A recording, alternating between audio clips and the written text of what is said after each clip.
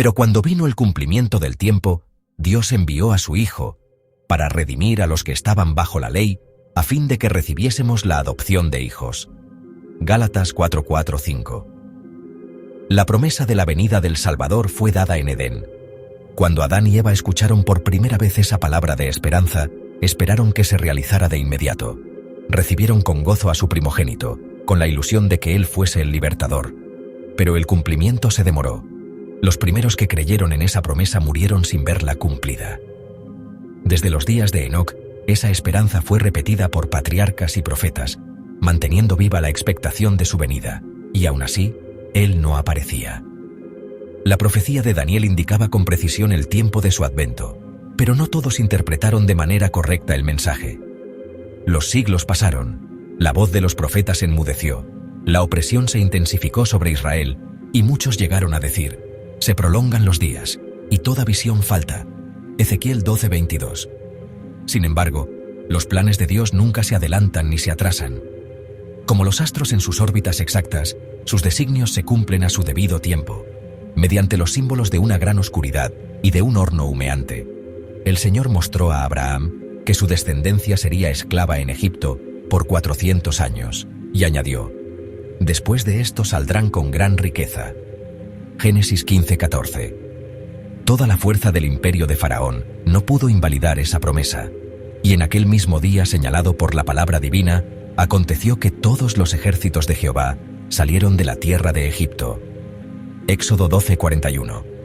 De la misma manera, en los concilios del cielo ya estaba determinado el momento del nacimiento de Cristo, y cuando el gran reloj de la eternidad marcó la hora, Jesús vino al mundo, nacido en Belén. Pero cuando vino el cumplimiento del tiempo, Dios envió a su Hijo. La providencia había guiado pacientemente los movimientos de las naciones y la corriente de los pensamientos humanos, hasta que el mundo estuvo preparado para recibir al Libertador. Todo el imperio estaba unificado bajo un mismo gobierno. Un idioma común era ampliamente hablado y aceptado como lengua de cultura. Los judíos dispersos se reunían en Jerusalén para las fiestas solemnes y al regresar podían llevar a todos los rincones del mundo las noticias de la venida del Mesías. En esa época, las religiones paganas estaban perdiendo su poder sobre el pueblo. Muchos hombres estaban cansados de ritos vacíos y fábulas. Anhelaban una fe que diera verdadero consuelo al corazón. Aunque la luz de la verdad parecía haberse apagado, existían almas que buscaban claridad y que sufrían en medio de la incertidumbre. Tenían sed de conocer al Dios vivo y de tener la certeza de una vida más allá de la tumba. Mientras Israel se apartaba de Dios, la fe se debilitaba y la esperanza casi había desaparecido. Las palabras de los profetas eran incomprendidas. Para la mayoría del pueblo, la muerte era un enigma aterrador. Más allá de ella solo se percibía incertidumbre y tinieblas. No fue únicamente el lamento de las madres de Belén, sino el clamor de la humanidad entera lo que escuchó el profeta a través de los siglos. Voz fue oída en Ramá, grande lamentación, lloro y gemido. Raquel que llora a sus hijos y no quiso ser consolada porque perecieron. Mateo 2:18.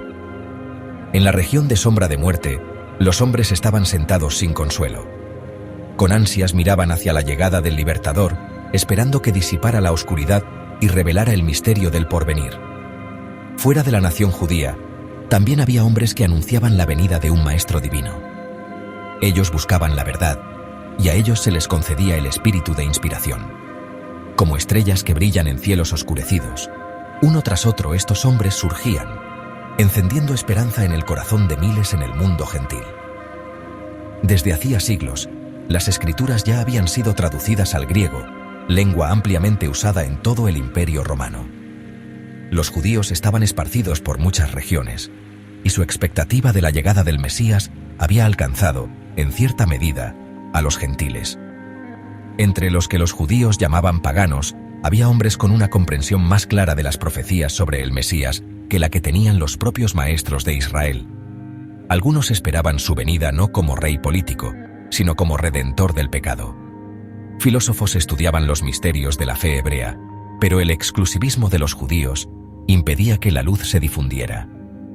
Obsesionados con mantener su separación de otras naciones, se resistían a compartir el conocimiento que aún tenían del servicio simbólico. Era necesario que viniera el verdadero intérprete, aquel a quien todas esas figuras señalaban para revelar su verdadero significado. Dios había hablado al mundo por medio de la naturaleza, de símbolos, de patriarcas y profetas, pero era preciso que las lecciones se expresaran en el lenguaje humano. El mensajero del pacto debía hacerse oír. Su voz debía resonar en su propio templo. Cristo tenía que venir a pronunciar palabras claras y definitivas. Como autor de la verdad, debía separar lo puro del error humano que había oscurecido el mensaje. Los principios del gobierno de Dios y el plan de la redención tenían que ser expuestos con precisión. Las enseñanzas del Antiguo Testamento debían presentarse de manera completa ante la humanidad.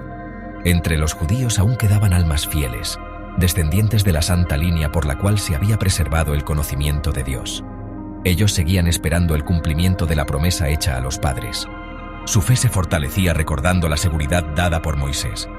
Profeta de en medio de ti, de tus hermanos como yo, te levantará Jehová tu Dios, a él oiréis. Hechos 3:22. También leían cómo el Señor ungiría a uno para dar buenas nuevas a los pobres, para vendar a los quebrantados de corazón, para publicar libertad a los cautivos y a los presos apertura de la cárcel, para proclamar el año de la buena voluntad de Jehová. Isaías 61:1-2. Leían además cómo pondrá juicio en la tierra, cómo las islas esperarán su ley, y cómo los gentiles vendrían a su luz, y los reyes al resplandor de su amanecer. Isaías 42:4-63. Las últimas palabras de Jacob encendían esperanza. No será quitado el cetro de Judá, ni el legislador de entre sus pies, hasta que venga Silo. Génesis 49:10. El debilitamiento del poder de Israel anunciaba que el tiempo del Mesías estaba cerca. La profecía de Daniel mostraba la gloria de su reino, que sucedería a todos los reinos de la tierra, y decía el profeta: «Mas el Dios del cielo levantará un reino que no será jamás destruido, permanecerá para siempre». Daniel 2:44. Aunque pocos entendían la verdadera naturaleza de la misión de Cristo, había una gran expectativa de un príncipe poderoso que establecería su dominio en Israel y liberaría a las naciones. La plenitud del tiempo había llegado. La humanidad, degradada por siglos de transgresión, clamaba por un redentor. Satanás había profundizado la separación entre el cielo y la tierra. Con sus mentiras había fortalecido a los hombres en el pecado. Su propósito era agotar la paciencia de Dios y apagar su amor por la humanidad, para que abandonara al mundo bajo dominio satánico. El enemigo procuraba apartar a los hombres del conocimiento de Dios, desviar sus ojos del templo divino y establecer su propio reino. Su lucha por la supremacía parecía estar logrando pleno éxito. Es verdad que en cada generación Dios había tenido instrumentos. Incluso entre los gentiles había hombres mediante los cuales Cristo obraba para elevar a las personas de la corrupción. Pero estos eran despreciados y perseguidos. Muchos murieron de forma violenta. La sombra que Satanás proyectaba sobre el mundo se hacía más densa cada día. Por medio del paganismo, había apartado por siglos a los hombres de Dios, pero su mayor triunfo fue corromper la fe de Israel. Los gentiles, al adorar sus propias concepciones, habían perdido el conocimiento del verdadero Dios y caído en corrupción. Lo mismo sucedió con Israel. El principio de que el hombre puede salvarse por sus propias obras estaba en la base de toda religión pagana, y ahora se había convertido también en fundamento de la religión judía. Satanás había sembrado este error, y dondequiera que se sostenga, el ser humano queda sin defensa contra el pecado. El mensaje de salvación debía llegar a los hombres a través de instrumentos humanos, pero los judíos quisieron monopolizar la verdad. Guardaron el maná vivo hasta que se corrompió. La religión que intentaron encerrar para sí mismos se convirtió en ofensa. Robaron a Dios su gloria y defraudaron al mundo con un evangelio falsificado. Rehusaron consagrarse a Dios para la salvación de las naciones y se convirtieron en agentes de Satanás para su perdición. El pueblo que había sido llamado a ser columna y baluarte de la verdad terminó representando al enemigo. Hacían su obra, tergiversaban el carácter de Dios y hacían que el mundo lo viera como un tirano. Los mismos sacerdotes del templo habían perdido de vista el verdadero sentido de los servicios que realizaban. Dejaron de mirar más allá del símbolo hacia lo que éste representaba. En sus sacrificios se convirtieron en actores de una representación vacía. Los ritos que Dios había instituido como enseñanza se transformaron en instrumentos para cegar la mente y endurecer el corazón. ya no se podía obrar más por medio de esos canales. Todo el sistema debía ser removido. La corrupción del pecado había llegado a su punto culminante. Todas las fuerzas para degradar al ser humano estaban en acción. El Hijo de Dios, al mirar el mundo, vio sufrimiento y miseria. Con compasión observó cómo los hombres eran víctimas de la crueldad satánica. Vio con dolor a los que estaban siendo corrompidos, esclavizados y destruidos. Habían elegido a un gobernante que los arrastraba como cautivos hacia la ruina eterna, hacia una muerte sin esperanza, hacia una noche sin amanecer. Las fuerzas del mal se habían mezclado con la humanidad. Los cuerpos, que habían sido creados como morada de Dios, se habían convertido en morada de demonios. Los sentidos, nervios, pasiones y órganos eran dominados por poderes sobrenaturales para entregarse a los más bajos deseos. El mismo sello de los demonios se reflejaba en los rostros de los hombres. El pecado se había vuelto una ciencia, y el vicio era considerado parte de la religión. La rebelión había echado raíces profundas en el corazón, y la hostilidad del hombre contra el cielo era feroz. El universo entero pudo contemplar que, separado de Dios, el ser humano no podía ser elevado. Era necesario que un nuevo elemento de vida y poder viniera de aquel que creó el mundo. Los mundos no caídos miraban con expectación para ver si Jehová destruiría a los habitantes de la tierra. Y si así fuera, Satanás estaba listo para asegurar su dominio, afirmando que los principios del gobierno de Dios hacían imposible el perdón. Si el mundo era destruido, sus acusaciones parecían confirmarse, pero en lugar de destruirlo, Dios envió a su Hijo para salvarlo. Aunque la corrupción y la rebeldía cubrían toda la tierra, un camino de rescate fue provisto.